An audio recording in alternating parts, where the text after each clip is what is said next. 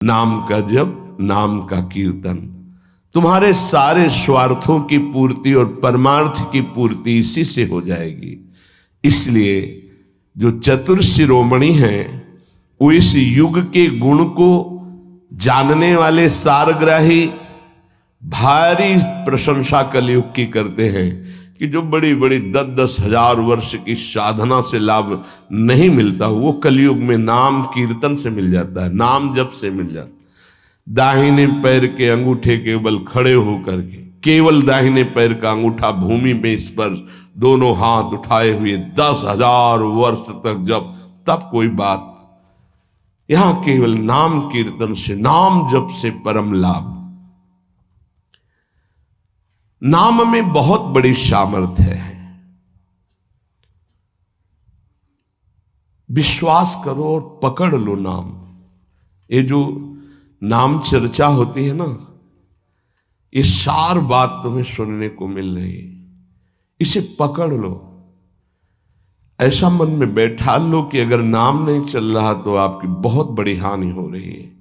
ये बहुत परम ज्ञानी हनुमान जी भी महाराज कहते, कहा हनुमंत विपत्ति प्रभु सोई, जो तो सुमिरन भजन न होई। परम रसिक शिरोमणि श्री सेवक जी महाराज कह रहे हैं, हानि हरिवंश के नाम अंतर पड़े, लाभ हरिवंश उच्चरत बानी। उनकी जिह्वा बड़ी पावन हो गई है जिनकी जिह्वा में नाम चल रहा है। कोई भी हमारे प्रभु के विविध नाम हैं, मुकुंद माधव गोविंद राम कृष्ण दामोदर हरि, जो भी जिनको प्रिय है, जो गुरुदेव ने दिया है। जैसे अपने वृंदावनवासी राधा उपासी, तो राधा राधा राधा राधा राधा, किसी की नहीं सुनना, कुछ नहीं सुनना। क्या महिमा है हमको ज्यादा ध्यान नहीं देना, हमें ध्यान देना है जप में अपने आप महिमा प्रकाशित हो जाएगी। नाम का प्रभाव तब समझा जाए कि अब रंग ला रहा है जब नाम ऐसे हो जैसे हम पुकार रहे हो। राधा अंदर से निकले, आंखों से अश्रु निकले, रोमांच हो जाए, हृदय गदगद हो जाए, पूरा स्वर निकलना मुश्किल हो जाए, नाम निकलना, ये है इसका फल। एक भक्त ऐसे रस में डूबा हुआ है नाम के, तो एक दिव्य तेजमयी शक्ति सामने आती है। वो पूछता है, का तुम, कौन हो तुम? मुक्ति रूपागतास्मि भवती कस्माद कस्मादिहि, श्री कृष्ण स्मरणेन देव भवतो दासी पदम प्रापिता, दूरे तिष्ठमनागनागसि कथम कुर्याम अनार्यम मयि, त्वदगंधान् निज नाम चंदन रसालेपस्य लोपो भवेत्। कौन है तू? मैं मुक्ति हूं, मोक्ष पद, कैवल्य परम पद। तुम्हारी सेवा में उपस्थित हूं क्योंकि तुम निरंतर नाम जप करते हो। मुक्ति रूपागतास्मि भवती कस्माद कस्मादिह, तो तुम बिना बुलाए आती हो क्या? मुक्ति से। हां, तुम्हारे जैसे भक्तों के पास जो निरंतर नाम जप करते हैं, मैं उनकी दासी बनना चाहती हूं, मोक्ष पदवी। नहीं तो अकस्मात क्यों आ गई? मैंने चाहा नहीं। तुम जिन देवाधिदेव प्रभु का नाम जप कर रहे हो, श्री कृष्णचंद्र जी का, मैं उनके दासों को ये पद प्रदान करना चाहती हूं। मुझे कृपा करके स्वीकार कर लीजिए। ध्यान दीजिए, मोक्ष पदवी क्या करे? मुझे कृपा करके स्वीकार कर लीजिए, बड़ा उपकार होगा कि आप जो मुझे स्वीकार कर लेंगे।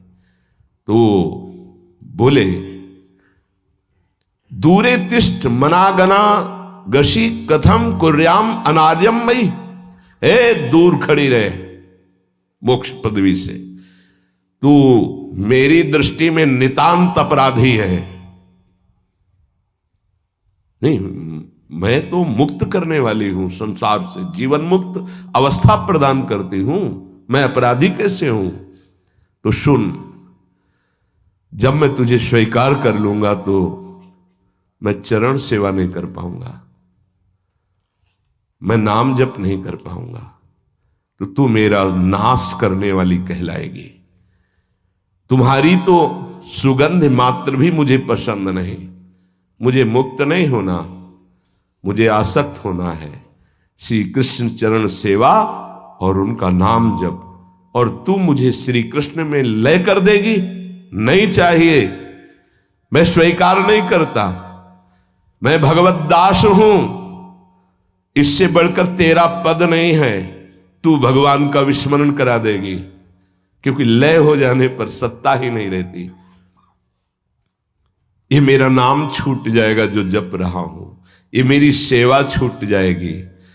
मैं उपास्य देव में लीन होकर उपास्य देव नहीं बनना चाहता, मैं उपास्य देव की सेवा में और नाम जप करना चाहता हूं।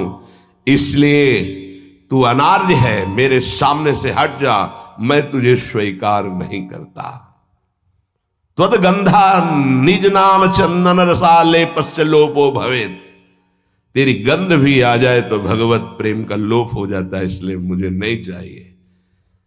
ये नाम जप की महिमा।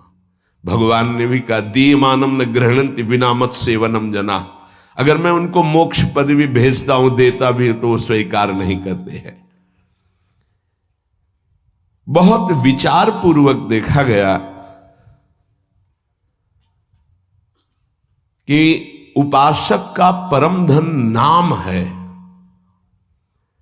लोक परलोक की जो भी तुम्हें भोग सामग्री चाहिए, पदवी चाहिए, सिद्धियां चाहिए, मोक्ष चाहिए, प्रेम चाहिए, सब नाम जप से मिल जाएगा।